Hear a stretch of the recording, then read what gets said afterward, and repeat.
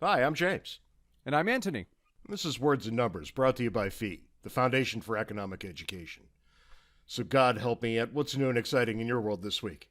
Well, it's new and exciting in everybody's world. Last week, SpaceX launched. This is the first private crewed spaceflight ever. God help me, you've actually stumbled across an interesting thing. Yeah, so I'm thinking about this, and it's calling to mind several things. One is, back at the discovery of the New World, Columbus was funded by the Spanish government, and explorers after him were also funded by governments. And then it wasn't until the 1600s that you got the Dutch East India Company, which wasn't exactly private, wasn't exactly public. It's kind of like what we call today a government-sponsored enterprise. But then eventually, the government-sponsored exploration kind of petered out, and you got the private entities, private individuals going out, settling, and exploring. And so too here. The NASA, under the auspices of the federal government, launched the first space flights. And now eventually, all these years later, we've got a quasi-private entity. And it called to mind a piece of research I had done several years ago, in which I asked the question, what is the relationship between government spending and economic growth? And I found two very different answers. One for developed countries that said that the optimal government spending, if you want to maximize economic growth, is some number circa plus or minus around 20% or so.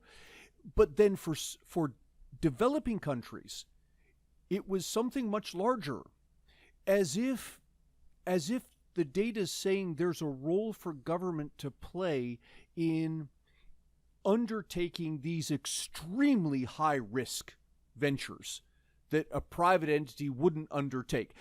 Consider if a private entity tried to do the moonshot back in the 1960s.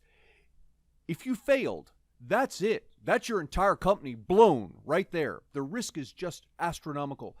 But to have the government take the risk, putting it on the backs of the taxpayers, and then make public everything it learns, it kind of paves the way for private entities to then step in and do it better than what the government's doing. That seems to be the case with SpaceX. They're launching on something like, 30 cents on the dollar compared to what NASA used to pay? Yeah, something like that. Although I can sense that any number of our listeners are going to be very irritated with what you just said. How's that? Well, I don't think most of them are all that fascinated by the idea of tax dollars funding this sort of non-essential thing. Yeah, and my knee-jerk reaction would be the same. However, there are weirdnesses that occur on the edges. So in theory, you can say things like, yeah, the private sector, if the thing is profitable, they'll undertake it, so on and so forth, and I understand all the arguments there. But then you get into these weird situations where, practically speaking, you have a project whose risk is so high that even though there's a tremendous payoff, nobody's going to undertake it with private money. It suggests practically speaking, there may really be a role for government here.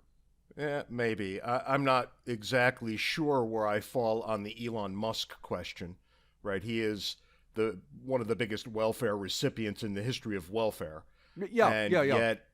And yet recently he's been moving in a very productive and fruitful direction on a number of fronts. And I'll just leave it at that for now, because we'll probably get back to this for a complete episode somewhere down the road.